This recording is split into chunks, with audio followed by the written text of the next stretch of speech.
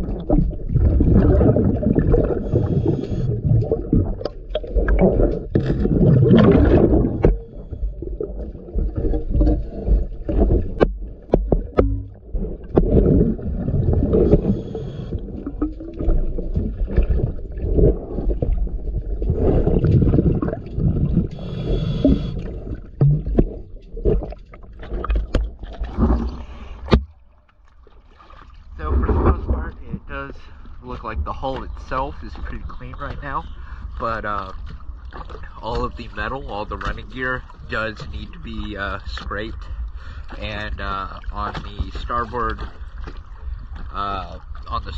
prop there was some line wrapped around that, fouling it up. So I'm going to unfoul that. I noticed that there is a DP 612 that needs to be replaced, and one of the shaft sinks also needs to be replaced on the port side.